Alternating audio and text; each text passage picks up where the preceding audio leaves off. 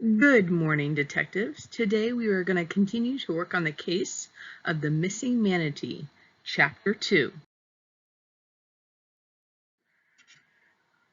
Just a reminder, please have a notebook out or a piece of paper so you can jot down your thoughts or ideas, or maybe even some questions that you might have about our mystery. Remember, here are the elements of mystery: detective, victim, suspects, witnesses, alibi, red herring, evidence, crime, and clues. These elements of mystery might not always be a part of each and every chapter, but a good detective is always trying to determine the elements of mystery in order to solve the crime. All right, so before we start this next chapter, let's recap on chapter 1, okay? The first thing that started off was we met the main character. Now, in the first chapter, they didn't tell us his name, but we find out his name in like the first sentence for this next page, or the next few pages we're going to read. So I'm just going to flat out tell you. His name is Skeet, okay, which is an odd name, but kind of cool. So Skeet is our main character, and the first part of the story started off where it begins where he rushes off because his parents are arguing on the phone. Okay, so he goes to a safe spot, his safety blanket, which is the Gulf of Mexico, because he loves the Gulf of Mexico. Then the next part shows him on his way back home. He finds the dead manatee in the backcountry water channels, okay? And this is strange because those channels, like that area, is supposed to be like a manatee refuge. So manatees are supposed to be safe, they're protected, it's illegal to hurt them. So it's very strange that this crime has happened. And then the last part, he felt like he was being watched, okay? And this is something key. Like, they left that clue of it looked like it had just happened, okay? Like, there was still blood. So it looked like something had just happened to the manatee. And he decided to leave to get the police. And then when he returned, that's when they found that the manatee was gone. Okay, so this is where we have left off. This is where we're going to start back up. So before we start reading, let's do a little bit of vocabulary time. The first vocabulary word that we kind of need to go over is a fish bobber. Okay, and some of you may fish, so you know exactly what a fish bobber is, but just in case you don't, a fish bobber can sometimes be an object that is made of cork, okay, and it floats above the water, and it's attached to a fishing line to hold the baited hook at a desired depth, okay, and that way your hook doesn't go down to the floor and then end up losing your bait, okay. It also alerts you to let you know if a fish is nipping at your hook, so that you can know whether or not you need to pull them up, okay. So we don't need to know a fish bobber for fishing in this scene. It's more of a descriptive language towards a character, okay? And I'm going to get to that in a second and explain it a little bit better. The character's we're going to describe his Adam's apple, okay? And an Adam's apple is a projection at the front of the neck, okay? It's right here, and it's formed by the thyroid cartilage of the larynx. Now, I'm not going to ask you to repeat that or know that type of anatomy, of course, but just so you know, right there, men tend to develop an Adam's apple. It's projected, okay? And I know you've seen some cartoons, and I'll try to bring up one right here, where, you know, they'll make that little Adam's apple bob, okay, and go back and forth, you know, bob like a bobber. So in this scene, our main character sees the deputy's throat go, you know, and just move back and forth. So he describes his Adam's apple as a bobber. So it's a very good description, and it's kind of cool because it ties into fishing as well. And then the last vocabulary word that we need to know is cormorant. Okay, and cormorant is a large diving bird with a long neck, long hooked bill, and then short legs and mainly dark feathers. Okay, and that's just another seabird that they see around in you know, where he's boating. And there's one right there, it's drying its wings. Okay, so these are basically the first few vocabulary words. We'll go over any others like throughout the reading, but just wanted you to have a better description when he's trying to describe the deputy's movements and thoughts and what he's doing. Chapter 2. It was right there, I said. Deputy Sheriff Earl Wells looked at the little island, empty of everything except a cormorant drying its wings in the sun, then at me. "You sure it was dead, Skeet?" he asked. "Maybe it was just relaxing. You know how they do. Maybe it swam off." I shook my head. "It was dead, Earl." Earl played cards on Tuesday nights with Mac, so I'd known him my whole life. I tried to remember to call him deputy when he was on duty, but I usually forgot. "It was right there," I repeated, pointing. There was silence for a second as we both stared at the deserted stretch of mud and sawgrass. Then I said, "Wait a second, look, somebody was here. Check out those marks in the mud, like something was dragged. Whoever did it tried to smooth it over. See?" "I'll be doggone," said Earl, leaning down and peering at the mud, which had obviously been disturbed and roughly smoothed over. "Somebody came after I left and took it," I said. "I don't believe this." I stared at Earl, who always looked to me as if he had a fishing bobber in his throat, the way his Adam's apple stuck out and moved up and down when he talked. "Had to have a boat," he observed. "Nobody could carry a thing like that. Couldn't have dragged it farther up on shore without sinking."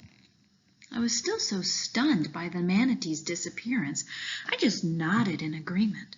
"I'll be doggone," Earl said again, straightening up. He shaded his eyes with his hands and scanned the horizon, but there were no boats in sight. "Could have done it alone, though. If he tied a rope around it and towed it, it'd float," he went on thoughtfully. "Could have cut it loose anywhere out there," he added, gesturing with his arms to indicate the miles and miles of mangrove swamp. Okay, so there's a couple things I want to talk about before we move on. On page 10, they talk about our character's name. Okay, so we finally heard our main character's name, which is Skeet. Okay, so whenever we hear the word Skeet, we'll know that's our main character, our detective. On page 11 at the top, let me read the sentence really quick. It says, "Check out those marks in the mud, like something was dragged." Okay, so this is our first clue for this chapter. It's showing the deputy that Skeet isn't lying about this. Okay, there's really some evidence that something was dragged away. And then one more thing on page 11, our friend Skeet uses some descriptive language, some figurative language. Basically, he's talking about the deputy's Adam's apple. So it says, "I stared at Earl, who always looked to me as if he had a fishing bobber in his throat. The way his Adam's apple stuck out and moved up and down when he talked." Okay, so it's really cool here. He used a figurative language to kind of compare the Adam's apple to a bobber. And then that also kind of ties in with the theme of fishing. So it really kind of embellishes the story, or makes it a little bit more interesting. Crisscrossed by hundreds of little channels and creeks, not to mention the whole Gulf of Mexico. "But why?" I blurted out. "Why not just leave the body? Why go to the trouble of getting rid of it?" I shivered as a possible answer occurred to me. The killer had been watching when I discovered his dirty work, and he knew that if I went and reported it and the body was examined, there might be a clue that would reveal who he was. Earl swallowed and the fishing bobber bobbed. "I believe you saw a manatee here, Skeet," he began, sounding apologetic. "And if you say it was dead, I guess it was. But I gotta ask, are you sure you were looking at a bullet hole?" "Well, yeah. What else could it be?" "I don't know. An ear, maybe?" Earl scratched his own ear speculatively. Living near the refuge the way we did, we'd studied manatees in school, and I knew a lot about them. "Manatees' ears are little openings up near their eyes," I said. "This was farther back, and there was only one. It was round, and it was bleeding." Earl nodded again, staring out toward the horizon. "Just the one hole?" he asked. "Yes," I answered, not sure what he was getting at.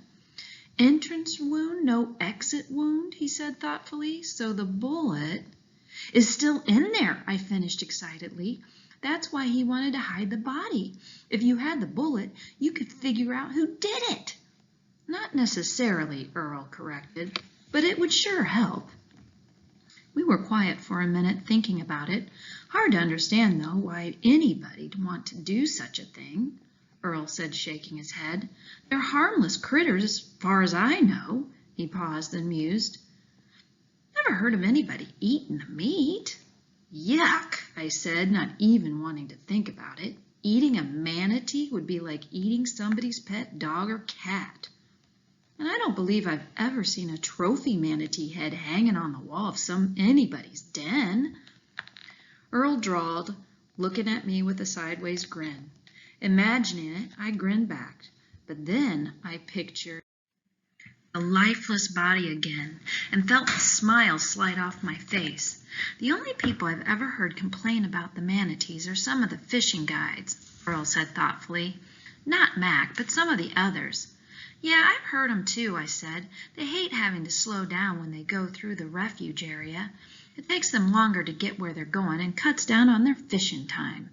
Earl laughed and said, You know what Dirty Dan calls manatees, don't you? I shook my head. Dirty Dan was a friend of Earl's and Mac's. Live speed bumps, said Earl with a chortle. Ordinarily, I'd probably have laughed too, but not right then. He doesn't mean anything by it, I said.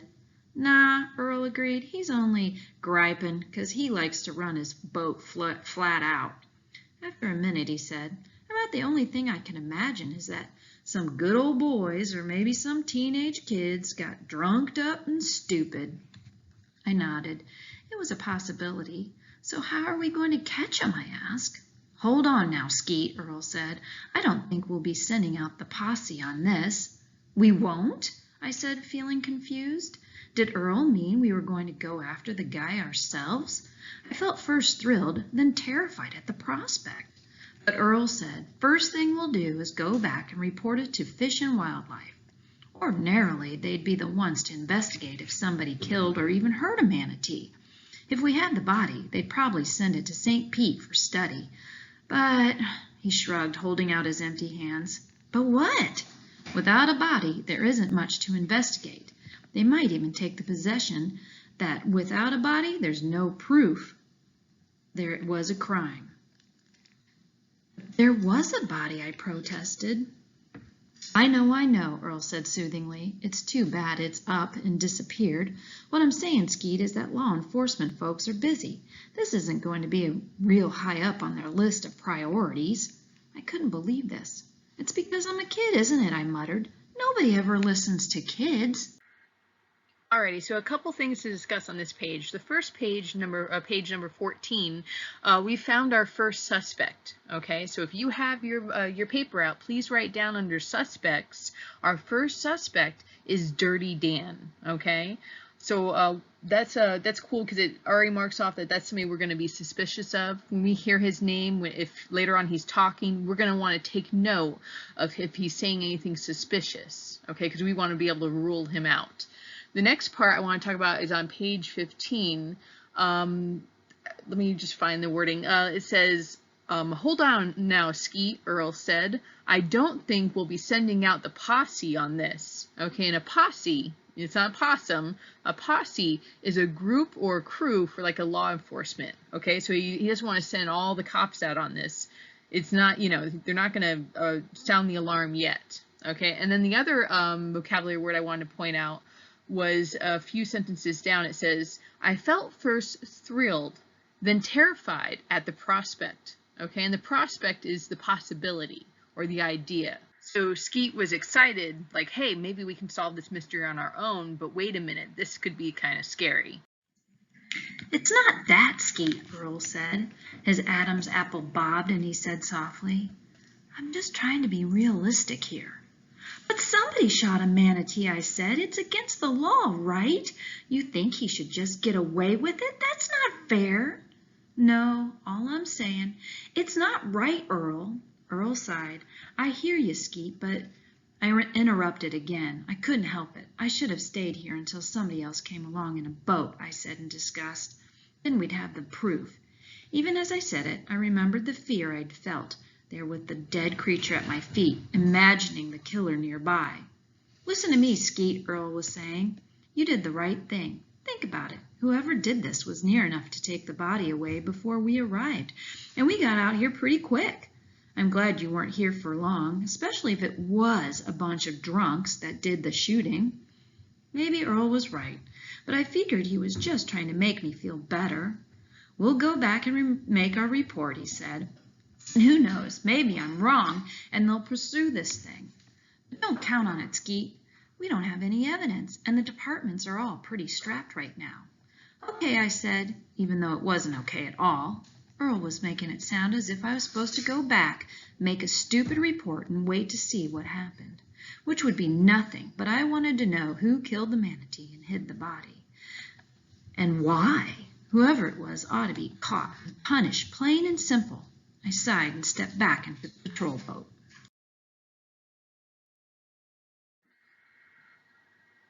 All right, so this concludes chapter 2. I'm going to have you go to Teams and go answer your quiz right now. Here are the questions. I just want to go over them really quick. I have some friends that are not taking this seriously and not answering questions the best they can. This is going to be part of your grade, so please, guys, please take the time to answer these questions because this is the only way I can grade you. I don't know, or I don't see you watching this, so I can't tell whether or not you're paying attention. All right, so the first question, what clue was found on page 11? You may have to go back and rewatch this. If you were paying attention or writing down stuff, you know what clue it was. So write down in a full sentence what that clue was. Then in another sentence, write down why it's important. Okay, so what is the clue and why is it important? Next one, who is our first suspect? Okay, just write down that person's name. That's fine there. The question after that's going to go on to it says, what do we know about Dirty Dan? So you may have to go back and listen to that part about Dirty Dan, okay? And it's not the best description yet because we don't know much about him, but just what's the little piece that we know about him. And the last question is going to be, think about Skeet's actions and describe his character. And this doesn't mean, oh, Skeet's nice, I think he's a really good guy. I want you to go into detail. So tell me why you think he has a certain trait. What feeling is he showing? What is his motivation? Okay, so use examples from the story to describe that character. You should have 2 to 3 sentences for number 4. All right, good luck, guys. We'll see you tomorrow.